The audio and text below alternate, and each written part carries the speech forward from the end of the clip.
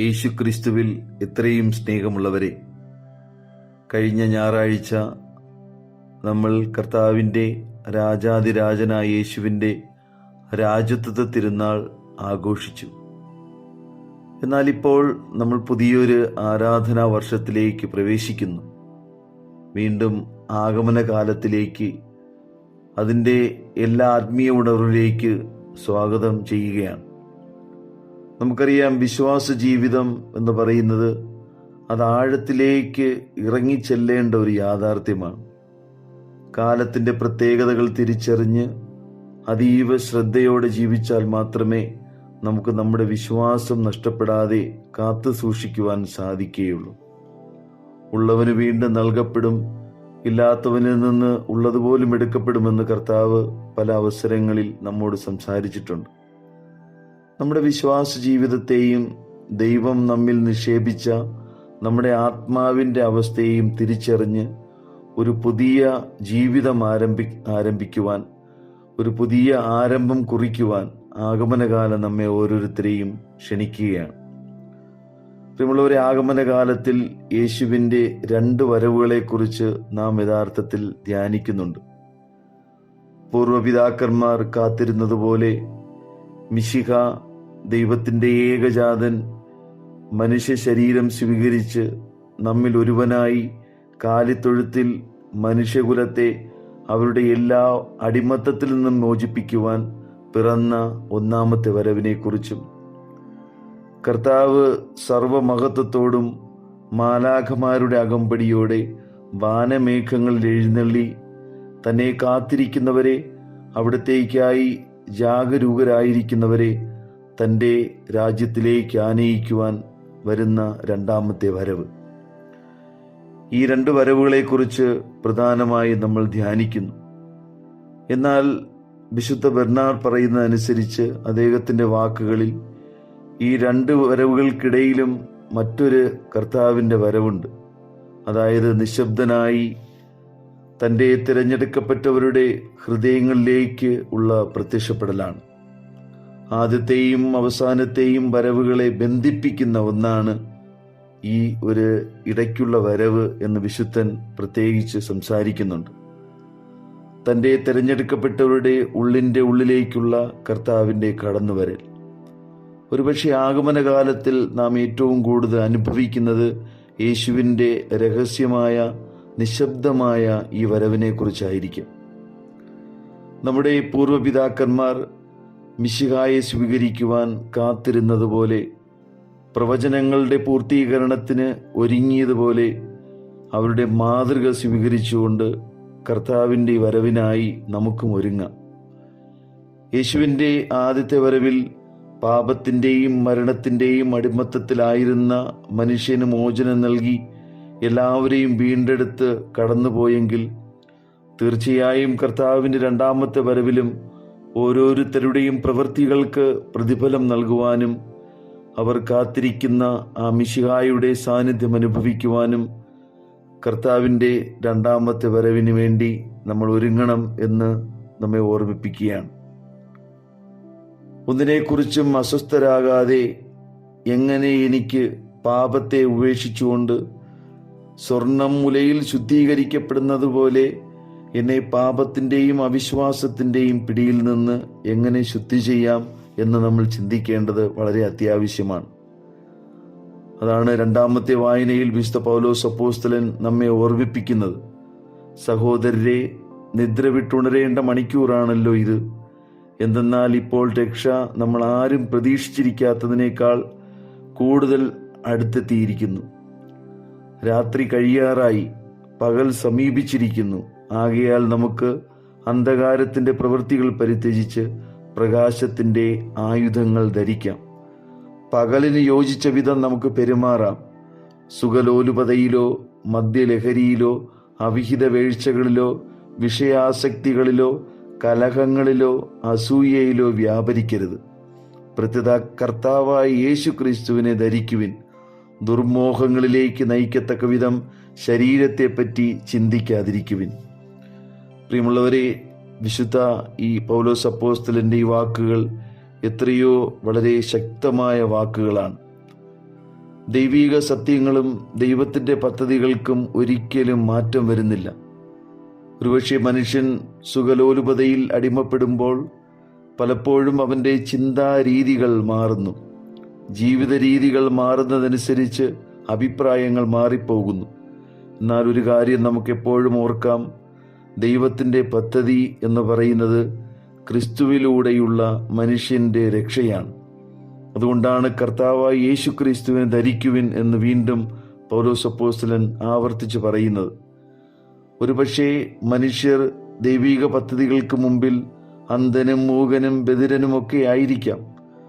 ദൈവം പ്രകാശത്തിൻ്റെ വിശുദ്ധിയുടെ വസ്ത്രം ധരിക്കുവാൻ അനേകം സാഹചര്യങ്ങൾ നൽകുമ്പോഴും മനുഷ്യന് പാപത്തിൻ്റെ അന്ധകാരത്തിൽ ജീവിക്കുവാനും ഇരുട്ടിൻ്റെ പ്രവൃത്തികളിൽ വ്യാപരിക്കുവാനും സാധിക്കുമെന്നത് യാഥാർത്ഥ്യമാണ്. അനുഭവങ്ങൾ അതാണ് പലപ്പോഴും നമുക്ക് കാണിച്ചു തരുന്നത്. യേശുക്രിസ്തുവിനെ ധരിക്കുവിൻ എന്ന അപ്പോസ്തലന്റെ വാക്കുകൾ ആഗമനകാലത്തിലേക്ക് ക്ഷണിക്കുന്ന വലിയൊരു സന്ദേശമാണ്. ദൈവം നമ്മെ ക്ഷണിക്കുന്നത് ഒരിക്കലും മരണത്തിലേക്കല്ലല്ലോ, മറിച്ച് ജീവനിലേക്കാണ്.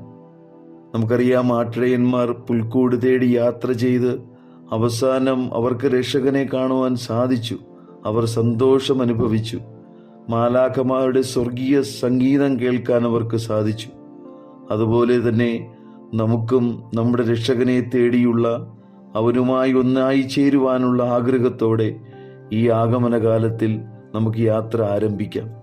അതുകൊണ്ടാണ് സങ്കീർത്തനം ഇന്ന് നമ്മെ ക്ഷണിക്കുന്നത്.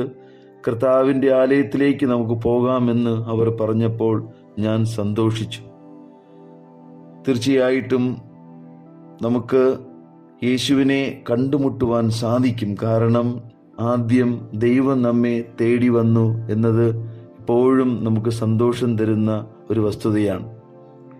ഈ വസ്തുതകൾ ഉള്ളപ്പോഴും മറുവശത്ത് നമുക്കറിയാം, ക്രിസ്മസ് സീസണൊക്കെ തുടങ്ങുമ്പോൾ ഒരു കച്ചവട സംസ്കാരവും രൂപപ്പെടുന്നു എന്നുള്ളതാണ്.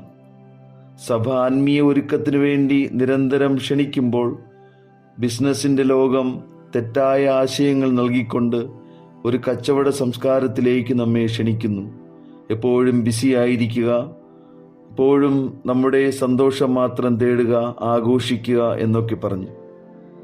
കർത്താവ് ജനിച്ചതുകൊണ്ടല്ല ക്രിസ്മസ് വെറുമൊരു ആഘോഷം അല്ലെങ്കിൽ വെറുമൊരു സീസൺ മാത്രമായി മാറ്റുക എന്നുപോലും പറയുന്ന പല സാഹചര്യങ്ങളും നമ്മുടെ ഇടയിൽ തന്നെയുണ്ട്. സുവിശേഷം ഇന്ന് ഈ ഒരു അപകടത്തെക്കുറിച്ച് നമ്മെ ഓർമ്മിപ്പിക്കുകയാണ്. പ്രിയമുള്ളവരെ, സുവിശേഷം നമ്മോട് പറയുന്നത്, ഈശോ തൻ്റെ ശിഷ്യന്മാരോട് പറയുകയാണ്, നോഹയുടെ ദിവസങ്ങൾ പോലെയായിരിക്കും മനുഷ്യപുത്രൻ്റെ ആഗമനം. ജലപ്രളയത്തിന് മുമ്പുള്ള ദിവസങ്ങളിൽ നോഹ പെട്ടകത്തിൽ പ്രവേശിച്ച ദിവസം വരെ അവർ തിന്നും കുടിച്ചും വിവാഹം ചെയ്തു കൊടുത്തും കഴിഞ്ഞു പോകുന്നു. ജലപ്രളയം വന്ന് സംഹരിക്കുന്നതുവരെ അവർ അറിഞ്ഞില്ല. ഇപ്രകാരം തന്നെയായിരിക്കും മനുഷ്യപുത്രൻ്റെ ആഗമനവും. പ്രിയ സഹോദരങ്ങളെ, നമുക്കറിയാം, നോഹ മാത്രം ദൈവം അരുൾ ചെയ്തത് അതനുസരിച്ച് അവൻ തൻ്റെ പ്രവൃത്തികളെ നിയന്ത്രിക്കുകയും ദൈവഭയത്തോടുകൂടെ കാര്യങ്ങൾ ക്രമീകരിക്കുകയും ചെയ്തു. അവൻ്റെ രക്ഷയ്ക്കും അവൻ്റെ പ്രിയപ്പെട്ടവരുടെ രക്ഷയ്ക്ക് വേണ്ടി അവൻ അധ്വാനിച്ചു. മാനസാന്തരത്തെക്കുറിച്ചൊക്കെ അവൻ സംസാരിച്ചപ്പോൾ പലപ്പോഴും ആ ജനം അവനെ കളിയാക്കി.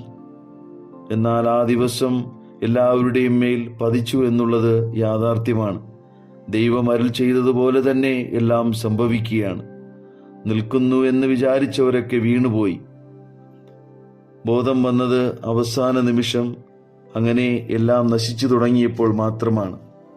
പ്രിയമുള്ളവരെ, അതുപോലെ ആയിരിക്കും ഒരുപക്ഷെ മനുഷ്യപുത്രൻ്റെ വരവിനോട് അനുബന്ധിച്ചിട്ടുള്ള രംഗങ്ങളും എന്ന് കർത്താവ് നമ്മെ ഓർമ്മിപ്പിക്കുകയാണ്. എന്തു ചെയ്യുന്നു എന്നതിലുപരി എങ്ങനെ ചെയ്യുന്നു എന്നതാണ് പ്രധാനപ്പെട്ടത്. കർത്താവിനെ പ്രീതിപ്പെടുത്തിക്കൊണ്ട് ചെയ്യുന്ന ഓരോ കാര്യങ്ങളും അത് ദൈവത്തിൽ നിന്ന് പ്രതിഫലം നമുക്ക് ലഭിക്കും എന്നുള്ള ഉറപ്പാണ് നൽകുന്നത്. അതുകൊണ്ടാണ് പറയുന്നത്, സുവിശേഷം തുടർന്ന് പറയുന്നു, 2 പേർ വയലിലായിരിക്കും, ഒരാൾ എടുക്കപ്പെടും, മറ്റേയാൾ അവശേഷിക്കും. 2 സ്ത്രീകൾ തിരികല്ലിൽ പൊടിച്ചുകൊണ്ടിരിക്കും, ഒരുവൾ എടുക്കപ്പെടും, മറ്റവൾ അവശേഷിക്കും. പുറമേ നിന്ന് നോക്കുമ്പോൾ 2 പേരും ഒരേ ജോലിയാണ് ചെയ്തുകൊണ്ടിരിക്കുന്നത്. എന്നാൽ അതിൻ്റെ വ്യത്യാസമെന്ന് പറയുന്നത് അവരുടെ മനോഭാവങ്ങളാണ്. ഒരാൾ അയാളുടെ പദ്ധതി അനുസരിച്ച് ഈ ലോകകാര്യങ്ങളിൽ മാത്രം മുഴുകി ഇവിടുത്തെ പ്രതിഫലമൊക്കെ ആഗ്രഹിച്ചുകൊണ്ട് കാര്യങ്ങൾ ചെയ്യുന്നു. എന്നാൽ മറ്റേയാളാകട്ടെ ദൈവത്തോടൊപ്പം ചെയ്യുന്നു. ദൈവത്തിൻ്റെ വരവിനായി കാത്തിരുന്ന് കാര്യങ്ങൾ ദൈവസ്നേഹത്തെ പ്രതി ചെയ്യുന്നു. ഒരാൾ ആത്മീയമായി മരിച്ച അവസ്ഥയിൽ ഉറങ്ങുന്നു. എന്നാൽ മറ്റേയാളാകട്ടെ ഉറങ്ങുമ്പോഴും ഹൃദയം കർത്താവിനായി ഉണർന്നിരിക്കുന്നു. വീണ്ടും കർത്താവ് പറയുന്നത്, നിങ്ങളുടെ കർത്താവ് ഏത് ദിവസം വരുമെന്നറിയാത്തത് കൊണ്ട് നിങ്ങൾ ജാഗരൂകരായിരിക്കുവിൻ. കള്ളൻ രാത്രിയിൽ ഏത് സമയത്താണ് വരുന്നതെന്ന് ഗൃഹനാഥൻ അറിയുന്നില്ല. അറിഞ്ഞിരുന്നെങ്കിൽ ഉണർന്നിരിക്കുമായിരുന്നു. അതുപോലെ തന്നെയായിരിക്കും പ്രതീക്ഷിക്കാത്ത മണിക്കൂറിൽ മനുഷ്യപുത്രനും വരുന്നത്. പ്രിയമുള്ളവരെ, എത്ര ജാഗ്രതയോടുകൂടെ തയ്യാറെടുപ്പോടുകൂടെ നമ്മൾ മനുഷ്യപുത്രന്റെ വരവിനായി കാത്തിരിക്കണം എന്ന് ഓർമ്മിപ്പിക്കുകയാണ്.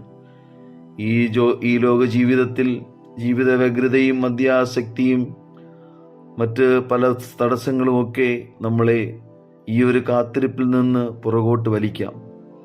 എന്നാലും നമ്മളൊന്ന് ഓർക്കുക, നമ്മളെ ശക്തിപ്പെടുത്തുവാൻ, നമ്മെ ഓരോരുത്തരെയും നിരന്തരം ദൈവത്തിൻ്റെ പാതയിലൂടെ നയിക്കുവാൻ കൂദാശ ജീവിതവും വചനധ്യാനവും പ്രാർത്ഥനാ ജീവിതവുമൊക്കെ, കുമ്പസാരവും മറ്റു കൂദാശകളൊക്കെ നമ്മെ ഒത്തിരിയധികം എഴുന്നേൽപ്പിച്ച് നടത്തുന്നുണ്ട്. ഈ കൂദാശകളുടെ ശക്തികളൊന്നും മറന്നു പോകാതെ ഈ ആഗമനകാലത്തിൽ നിരന്തരം ദിവ്യബലിയിൽ പങ്കെടുക്കുവാനും കൂദാശകളോട് ചേർന്ന് നിൽക്കുവാനും ജീവിതത്തിൽ യഥാർത്ഥ ഒരു പരിവർത്തനം ആഗ്രഹിച്ചുകൊണ്ട് കർത്താവിൻ്റെ ആ വഴിയിലൂടെ നടന്ന് കർത്താവ് അരുൾ ചെയ്തതുപോലെ കാത്തിരിപ്പോടെ ഒരുക്കത്തോടെ നമുക്ക് നമ്മുടെ പ്രിയപ്പെട്ട യേശുവിൻ്റെ വരവിനായി നമുക്ക് ഒരുങ്ങാം.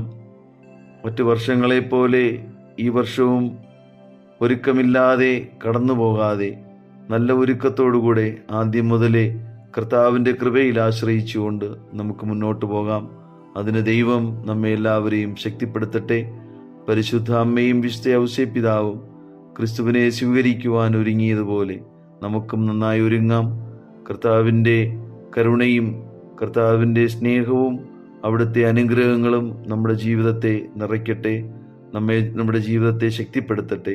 പിതാവിൻ്റെയും പുത്രൻ്റെയും പരിശുദ്ധാത്മാവിൻ്റെയും നാമത്തിൽ ആമേൻ.